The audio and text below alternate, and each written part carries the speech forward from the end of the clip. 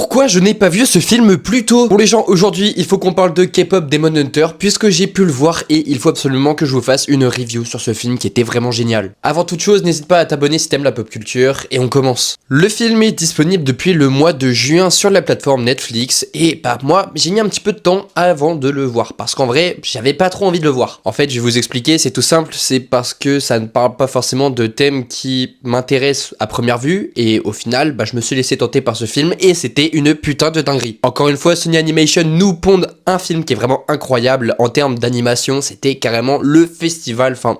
Vraiment, on est sur un niveau d'animation que Sony a réussi à atteindre qui est assez fou. Puisque oui, je vous le rappelle, mais ce sont également eux derrière les films Spider-Man Into the Spider-Verse et Across the Spider-Verse. Et ils ont gagné un Oscar pour Into the Spider-Verse. Bon, maintenant, il faut vraiment qu'on parle du film en lui-même. Puisqu'on suit un groupe de K-pop qui se retrouvait des chasseuses de démons. Et en effet, c'est un trio qui doit protéger le Unmoon, la barrière contre les démons. Pour cela, elles usent de leur voix afin de remplir et de protéger ces barrières. Sauf que malheureusement, les démons vont arriver et vont commencer à tout chambouler. Le film marche très bien, que ce soit l'humour, l'histoire ou les chansons. Et les chansons, il faut absolument qu'on y revienne dessus dans une prochaine vidéo parce que waouh, j'ai rarement vu un niveau aussi excellent, mais c'est un film musical, un film qui va parler de différents sujets qui peuvent vous toucher, vous, adultes ou même enfants, ça va toucher vraiment tous les publics. Et en fait, je suis encore surpris aujourd'hui parce que l'autre jour, quand j'étais à Paris et que j'étais dans une voiture, eh bien à la radio, j'ai entendu la musique de K-pop Demon Hunter. Et c'est là qu'on se rend compte qu'on est face à un événement qui est assez exceptionnel puisque c'est le premier film de l'histoire de Netflix à avoir atteint autant d'heures de visionnage. C'est carrément fou. Le film est vraiment génial et on a hâte de voir une suite puisque oui, une suite est enfin en préparation. Bref, n'hésitez pas à me dire votre avis dans les commentaires sur ce film, parce que moi j'ai grave kiffé et j'espère que vous aussi. Puis de toute façon, je sens que ce film a vraiment trouvé un public. On peut le voir sur TikTok ou sur différents réseaux. Oui, le film a vraiment conquis quasiment tout le monde. Allez,